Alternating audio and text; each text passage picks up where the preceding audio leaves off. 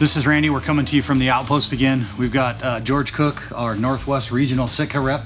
Did I muck it up, or is that right? No, you're spot on. Okay, perfect. So we're going to talk about kind of how we transition through the seasons, and we're on to rifle, deer, and elk, and some of the considerations and things you might want to think about in choosing your clothing and gear to get yourself comfortable so you can be out there a long time, be effective, and do what you need to do.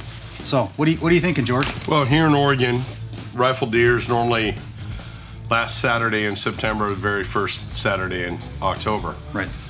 The weather's starting to transition, still got really warm, maybe even fairly blistering hot days, but you're gonna have some cool mornings. Mm-hmm. Dressing in layers and ability to be able to stack and stack on, stack off is gonna be important, but it's gonna take on a different avenue than that of the archery hunter that had been at it the previous 35 days. Right. So rifle deer, one of the great pieces for that is what's called a mountain pant, which is kind of a medium weight pant. Mm-hmm. Also comes with a knee pad. These are removable, although I'll tell you with knee pads, you put these pants on and maybe about that first 10 minutes, you're like, ew, what's on my leg? Right. But 10 minutes later, you forgot about it. And right. The first time you kneel down and get a realization of what that was like against rocks or whatever obstruction, you will never take these out. They'll right. be in there. The knee pads are very popular. So the mountain pant is a great one. It can play equally well for the archery guy, particularly an archery hunter that's maybe elk hunting archery, but is going to rifle deer. Right. A mountain pant's a fabulous choice. Right. And then, again, talking about layering, stacking on pieces, taking those pieces off. We've got various core pieces. Here's a midweight top, available in both subalpine or open country.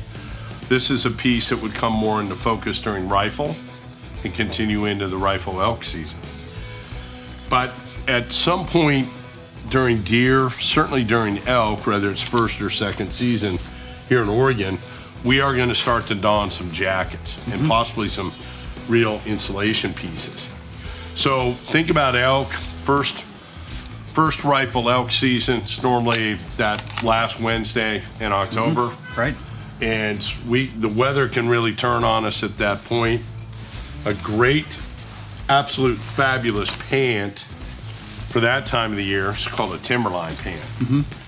And this has got a waterproof reinforced butt, so if you're sitting in wet ground right. or snow, you're not going to end up with a wet behind. And or just sitting. Your hunting style will determine some of the gear you choose to wear, correct? Well, yes, in terms of season, right. terrain, preference, and for a guy who's sitting on a ridge doing a lot of glassing, right. possibly, and who knows what he's going to get served up for weather. Right. A timberline pant's a great avenue to go. Okay. Again, those knee pads are removable, but the reinforced waterproof butt is there to stay. It's going to be a great piece end October going into November. Right. Right. Merino, which is now found in various weights, is a great avenue piece going into the month of November. Mm-hmm.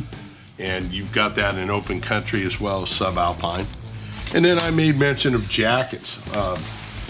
Probably the preeminent jacket in the history of the company is called a Jetstream. And everybody ought to own one of these because he'll wear it archery, rifle deer, rifle elk, spring bear, may even be on them during spring turkey. And we make it in solid colors, which give you everyday wear to go along with it. If Sitka made anything that you could call universal, it would be a Jetstream. It's a Jetstream jacket. Everybody ought to have one. Mm-hmm. And this is a windstopper garment that's going to protect you from wind and a reasonable element of snow and rain. Right. You're good to go with. Looking at insulation, here's a Kelvin Light hoodie, a Primaloft piece. This is your classic puffy jacket right. in the hunting mode. But all these pieces work in that you can layer up, stack on, stack off. It puts yourself in a position to manage your body temperature, whether you're making a big run up a ridge where you're going to kind of dress down because of the exertion. But you make that ridge and you declare, hey, we're going to glass this valley for at least 2 hours, boys. Once you get to the top, you might get And kind of this cold. comes out of the pack Right. and goes on.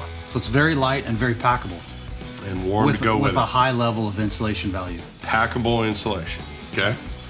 Talked about rain jackets earlier. We got various opportunities there that offer protection against the wind as well as outright rain and snow. The Thunderhead being that quiet brushed finished one. Right.